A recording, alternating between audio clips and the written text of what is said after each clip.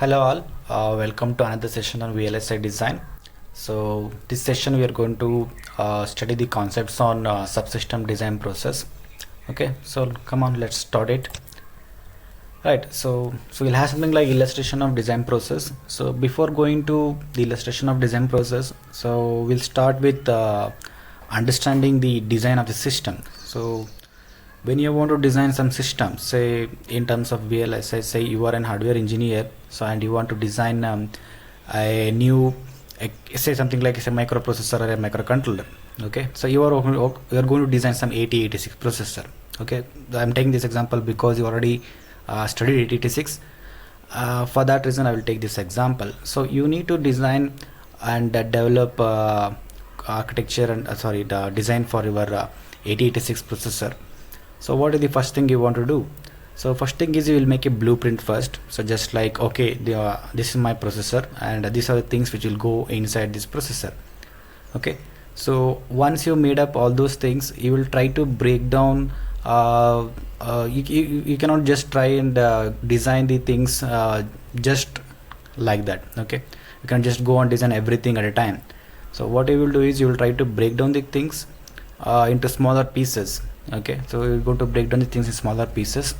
So you will try to group all control related things, and you will try to call in the architecture as a control unit, and you will try to group something like your arithmetic related ALU operations and memory things and everything, and you will try to group them and make them as a data path part.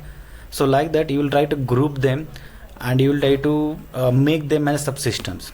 So your 8086 system means you're grouping them and dividing and grouping them, what are the things inside it as a subsystems, and then you will go for each subsystems and you will try to again go on dividing them again. Okay, so then you will get a subsystem again consist of some other subsystems. Okay, so examples, if you go have something data path element means if you have that particular data path block means, so when you go data path block again you're going to divide it. Okay, so inside data path element you will get ALU also, it will be one sub block, and again you will have something like registers memory, that will be another particular block will be there, and you will have some other part as a shifters and everything. So you will try to go and divide in a hierarchical way. So this is how you will try to first go on the structural hierarchy.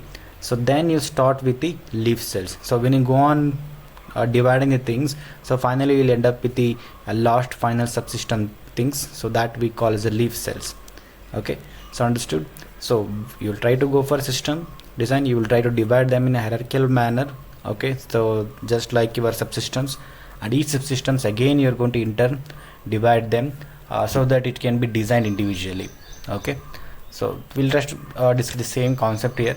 So we'll have something like structural designs always begins with the concept of hierarchy, as said before, and you will try to divide whatever the complex functions are there into less complex subsystems. Okay, so something like you have studied something like if you have something like 64-bit addition, you want to design 64-bit adder. So what you will do, you will try to build structural hierarchy. So you will develop 8 and 8. So using 8-bit you are going to develop 16-bit, and how do you get 8? Again you will divide them, you will develop 4-bit. So using 4-bit you are going to make 8-bit, and how to get 4-bit? Again you're going to use 1-bit adder. So like that you will try to divide them and try to build them. So finally you can say that 1-bit adder what you're developing may called as a leaf cells. So this actually called as a top-down design. Okay, so here system complexity, if you are getting increases means, so then in organization also changes, and there are several different factors which actually contribute to the how the hierarchy should go. Okay, so this actually varies how you are going to divide the complex systems. It may be the hierarchy and everything, so that depends on individual project. So if you're taking something like design processor on your own, so that will take a different hierarchy, and if you're designing something like other subsystem as a controller you're designing, so that may take a different, that actually depends on different factors which includes in your design process. Okay, and you can just try to go for coupling can be used to measure some of the match submodels and how each submodel cell interacted. because all will be interconnected, right? Each submodules will be interconnected. It's going to interact with some other submodules. So how they are going to interact? You're going to make them coupled together so that which are the modules, submodules are going to interact. Then so you can try to these things actually it is crucial that components interacting with high frequency may be physically proximate. So this thing I think about your when you're having frequent exchange of data or some control signals with some two different subblocks, then it is much better you place them together side by side. Okay, so when you have high frequency of interactions is going to happen, and when there are something like concurrency is there, so that means parallel execution is needed. So that is two subblocks should be executed at the same time, so that you can try to take and exploit them to get much faster operation. You can just exploit that concurrency things, so while designing things. Okay, and when you're designing any of these systems, so you will try to design everything in terms of technology independent. Okay, that means you once you design, say I'm designing an adder, so you're already done some experiments on adder, right? You have done design the Verilog code, and you can execute that same Verilog code in 180 nanometer technology also using your EDA tools, and the same Verilog code can be applied and designed for some other 45 nanometer technology also.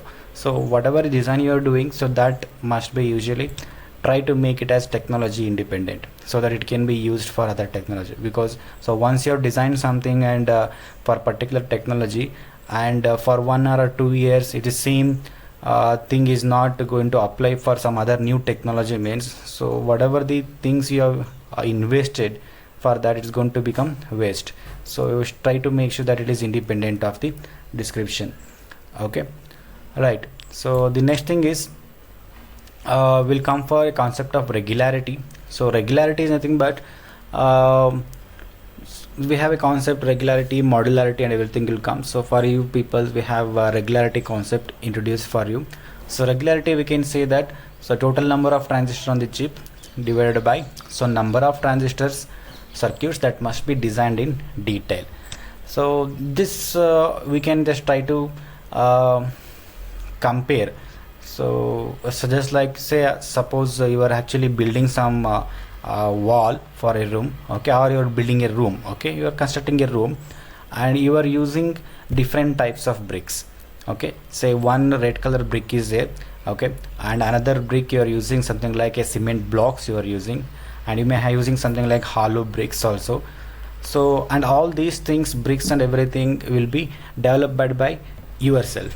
Okay, so once you make a one brick, okay, so normal red color brick, okay, so how to make that? So you'll have a mold, you'll create a mold by your own, okay, so then you will try to use that mold and create your bricks, okay, red bricks. And for your different bricks, that is your, if you go for cement block, that again in detail you have to prepare it, right? You need to different processes going to involve, and that particular block size mold is different, that you have to make yourself. And if you're using something hollow brick, that again includes some other process and you have to develop by on your own. So you are going to build your wall using all these three different bricks. Okay, in this case there is no regularity, right? Because you're using all three different kinds, and you need to design yourself all three different kinds of bricks. So that is a hectic and it's a tedious task for you. Okay, so that means you are actually spending a more design effort there. Okay, you are actually using more design effort.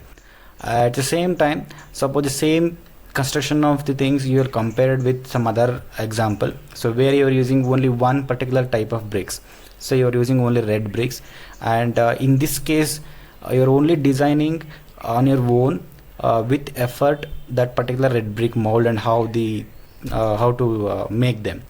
That's the only effort you are going to involve. And using, once you are done with your design process, you will just take the mold and you will just copy, then paste something like that, you will make all the bricks.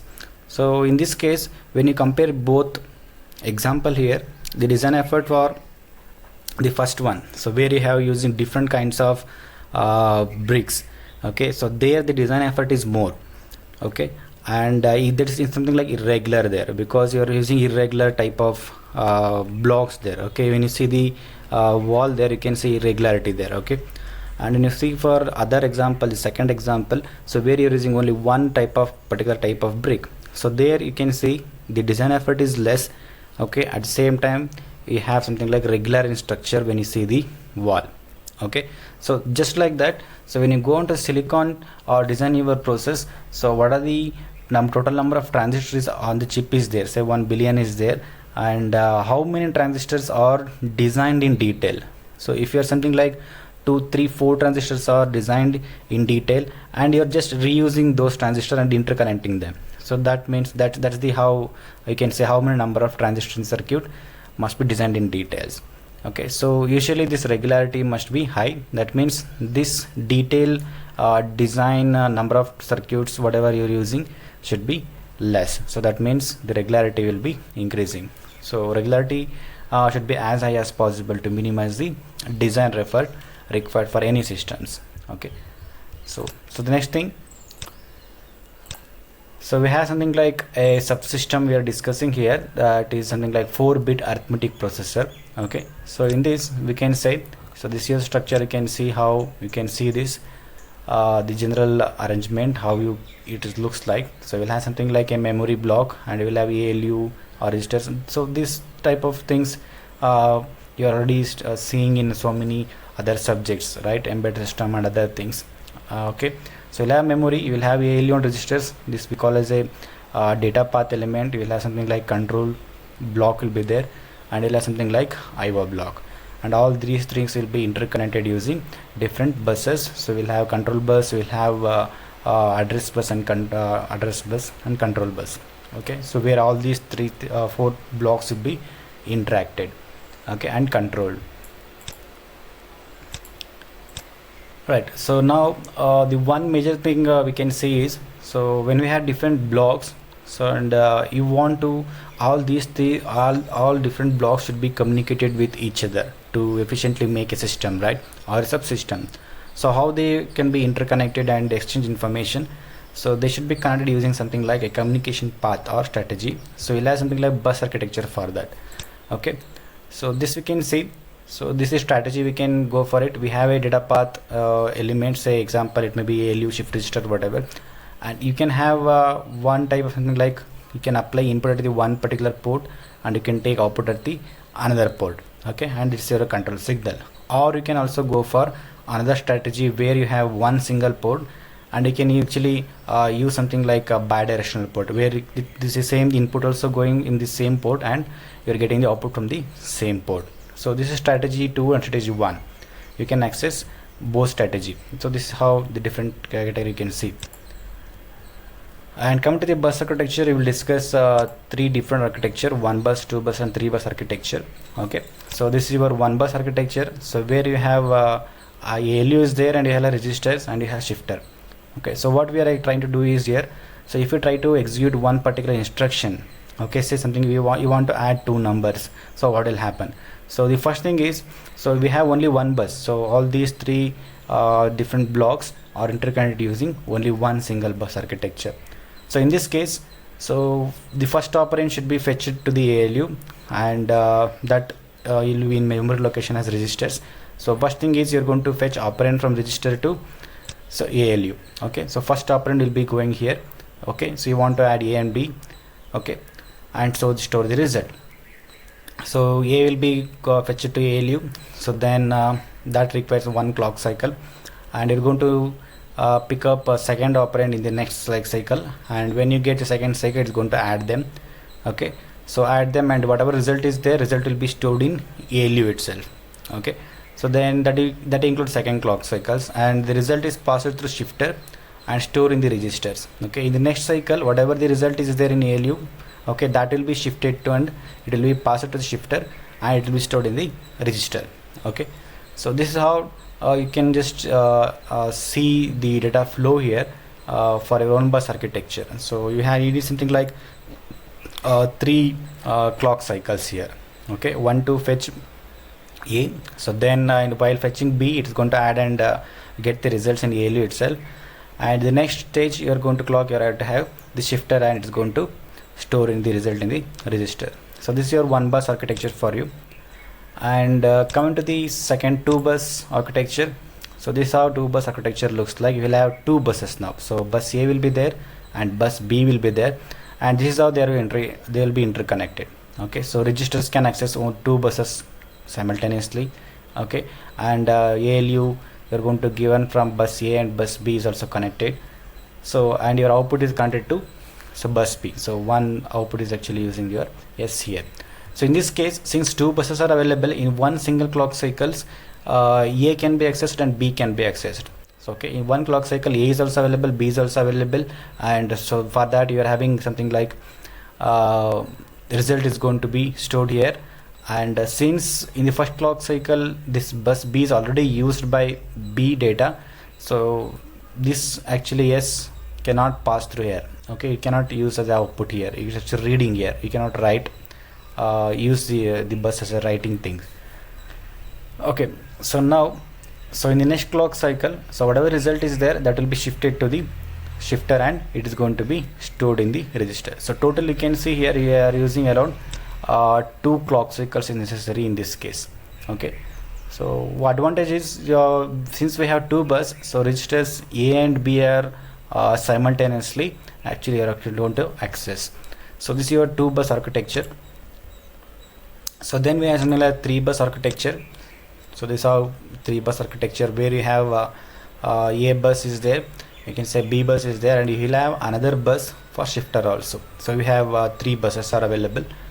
So in this case, so in one single clock cycle, A can be accessed, B can be accessed, and the computation happens, and S is available at that time, and another bus is also available. So using shifter, the same clock cycle, your result is stored in the registers. Okay, so that is the thing. You need only one clock, all going to happen in the same clock period. So okay, so why we're discussing here is, so when you just go for choosing the architecture, so you can see that which architecture is suitable for your particular design. Okay, so in that case, again, this is something like always a trade-off. Which architecture you have to go, that again depends on what are your requirements. Okay, you will always have a trade-off between results consumption and performance. Okay, so we can just go for some other things to be taken care while designing and performing the layout and everything. Okay, so this is how the strategy, you can say interconnection strategy, and while designing your stick diagram. So these things you can see already I've discussed in stick diagram explanation, okay, in that particular lecture video. So the same thing, metal can cross polysilicon diffusion without any significant effect, and whenever polysilicon is crossed by diffusion, a transistor is formed, and whenever lines touch each other on same level, interconnection is formed. Simple contacts can be used to join diffusion and polysilicon. When you want to use diffusion and polysilicon should be joined, then you have to either use a buried contact or butting contact. So in some process you can actually use some second metal layer also is available, you can use that, and first and second metal layer can be joined using via, and each layer has particular electrical properties, and we must be taken care to account, so which layer to use. Okay, that's the thing. Okay, so all these points I already discussed. I don't want to go in detail for this. Okay, you can discuss in the previous lectures. So you can see this is the final layout approach you can think of. This is something like your layout of your is something like a plan of your home, something like that. Where should this particular kitchen should come, where should your a room should come, hall should come. So just like where actually it fits properly. Okay, that's the thing. This is the thing, you can see the final approach. So this block, you can say this entire thing can be IO part, and bus architecture, bus 1, bus 2, and this in this area the registers goes, in this area ALE will go, and in this area shifter will go.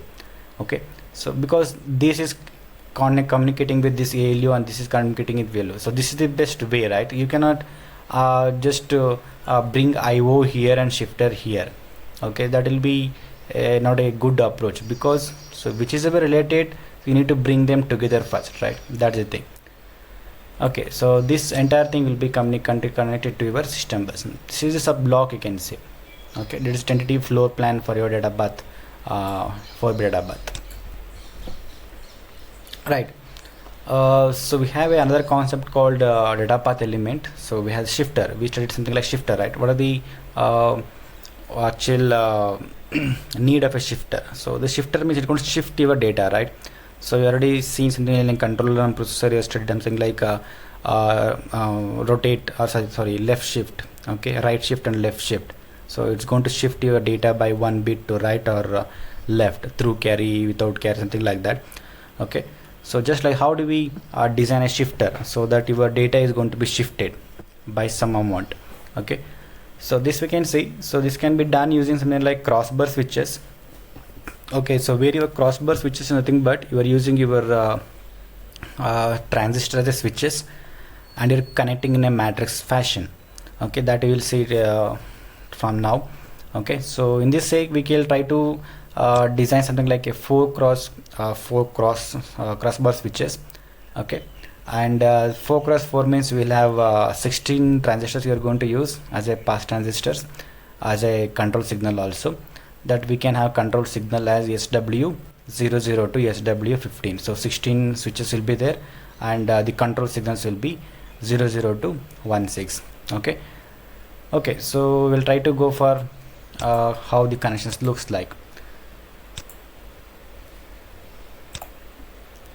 Right, so this is how your crossbar switch looks like. You can say this is your transistors 1 2 3 in the 4 in a row. You can have something like 4 columns and 4 rows, and all these are interconnected. I can say this, if it is a source terminal, so source of all these things vertically they are joined together.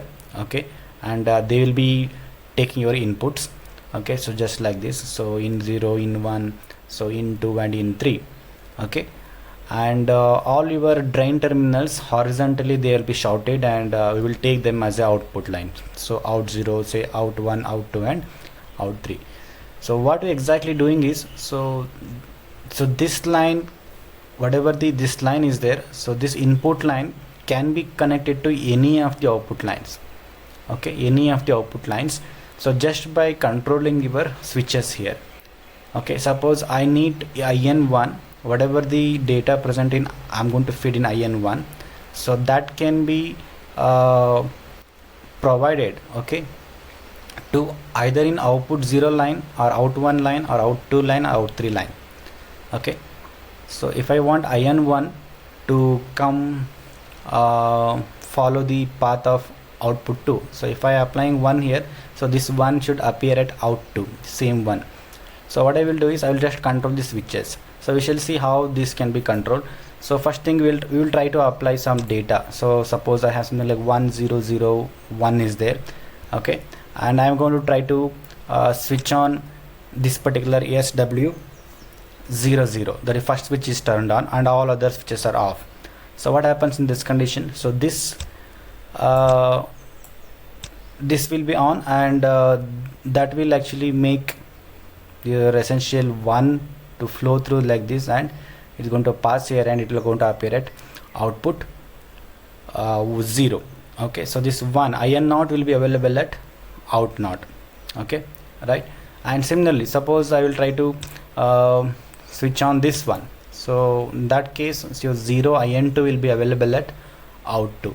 So in this case, just in this similar manner, you can just try to make combination of switches, and you will try to appear any of this data to available at any of this output lines. Suppose it's the same conditions, I want to get your input 2 available at out 2 also and out 1 also, then you will make sure that this particular S21 is also on. So if you turn on this one also, this 0 is available at out 1 line also and out 2 line also.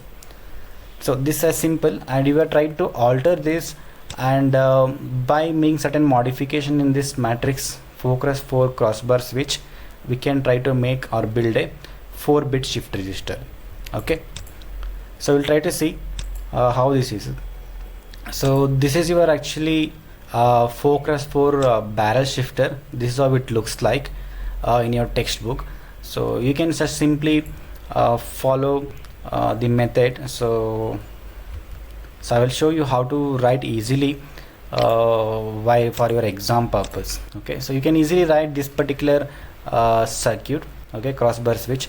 So then you will try to interconnect something like a diagonally. So I'm taking here, so you can see, so I will take S20 and I will connect to S31. So this is how you connect, these two will be connected. So similarly S10 and S21, okay, this is connected again. S32, so these are connected. Okay, you can remember how I will connect these things. And S00 is connected to SW1, and you're connecting to SW22, and this is connected to SW33. So similarly, some fashion I'm going to connect. So this one here, and I'm going to connect to this one. So this one is to S1, SW13. So once this is finished, so then you will take this S30. So I will try to take another color here so we can easily understand. Okay, so I'll take green color. Okay, and so here you have contact. So this is a contact, so this is a contact. Okay, so all these are contact. So now we'll take S30, so like this, and will come all the way to the left side, and you connect to and short it to the S01. Okay, so we have a contact here, and there is no contact here in this overlapping. Okay, and similarly you take S31 and you connect directly and come to you join S02. Okay, and similarly you take SW32 and you connect to your S03. So this is how you can interconnect and make your crossbar switch as a barrel shifter. Okay, so I think you understood this, how to write this, and we'll try to analyze how this works. Okay, so this is your structure given in your textbook.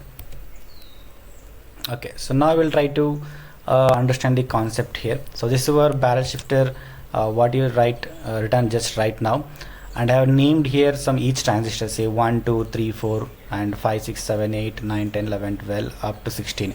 So they have done this because in order to explain properly which are the transistors should on and turn off. Okay, so you can say these control signals. So this one is SH0. That means this, if you enable this particular signal SH0, it is going to shift your data, or not going to shift any data. That is, SF0 is going to zero shift, so it's not going to shift any bit. Okay, if you enable SH3, it's going to shift something like 3-bit shifting operations will be done. If you enable SH2, so 2-bit operations, shifting operations will be done, and SH1 means you can go 1-bit shifting operations will be done. Okay, so and another thing you have to remember here is, so all these 4 control signal SH0 to SH3, so these are mutually exclusive. So mutually exclusive means, so when one of the control signals is enabled, all other 3 signals should be disabled. So this is something but your mutually exclusive with each control signals. So we'll take 2 example here. Okay, so these are our input lines. So IN0, IN1, IN2, IN3. Okay, so 0th bit, 1st bit, 2nd bit, 3rd bit. So I am taking some input here. So I am taking say 1000. Okay, I am taking 1000, and this will be a 0th bit, 1st bit, 2nd bit, and last bit, 3rd bit, MSB. So this will be LSB, this will be MSB. So this LSB IN0 is going to come here. Okay, so MSB1 is going to come at the IN3. So now if I try to make SH0 logic high and others 0, okay, I told you mutually exclusive. If I am giving SH0, okay, I am enabling SH0, and I am already almost not giving any disabling all these things. Enabling means you are going to give logic 1 here, that's it. If you give logic 1, this transistor will turn on. So all these 3 signals should be zeros as a gate input. So now when you make SH0 enabled, that is logic high, so transistor 1 will be on, and this same thing is connected to 6 also. So transistor 6 is also turned on, and again this same thing is connected to 11 also. So this 11 transistor is also turned on, and similarly your 16th transistor will be also turned on. So 16, 11, 6 and 1, all these transistors will be turned on, and all others will be turned off. Okay, so this leads to, so when this is on, so IN0 will be available to out 0. That means what is IN0? IN0 is 0, so output 0 is 0, right? Output is output 0, output 0 will be 0 is the answer. So IN0 will be available to output 0. So whatever IN1, so IN1 will come here, so this will turn off, right? This is turned off, so it will come here. 6 is on, so 6 is on, it will come here, and through 6 it's going to pass out and come here at the output 1. So IN1 will be available at out 1. So you can see IN1 will be available at out 1. So what is IN1 value? IN1 value is 0, so 0 will be available at out 1. So similarly out 2, so you are going to out 2, so out 2 will be connected with IN2. How? Because so 11th transistor is turned on, right? You can see 11 is turned on, all others are off. So it will come here, 3 is off, so it will not come here, it is off. So it will come, 7 is also off, so you can come here, it will come here, so 11 is on, so it is closed circuit, it will come through transistor 11, it will reach out to out 2. So in similar fashion you will get out 3. So out 3 is IN3, so it will come like directly like this. 16 is on, it will come like this and it will reach out 3. So totally, so if you are giving 1 0 0 0 means you are getting output side at 1 0 0 0. There is no shifting happening here. Okay, let's see the shifting operation now. Okay, I want to shift now. Okay, so I will try to enable shift 2 here. So I will give shift 2. So shift 2 and all other the shiftings control signals are off. Okay, so when you do this, so what a transistor is going to turn on? So shift 2 means, so 3 is on, right? So 3 is on, and this say shift 2 is connected to 8. So 3 and 8 will be turned on at the same time. So this 8, from the 8 is going to connect it to 9, so 9 will be on. So 3 8 9 will be on, and from 9 it is connected to 14, so 14 will be turned on. So 3 8 then 9 and 14 will be turned on. So now we will try to analyze. So in this column 9 is turned on, so IN0 will come at out 2.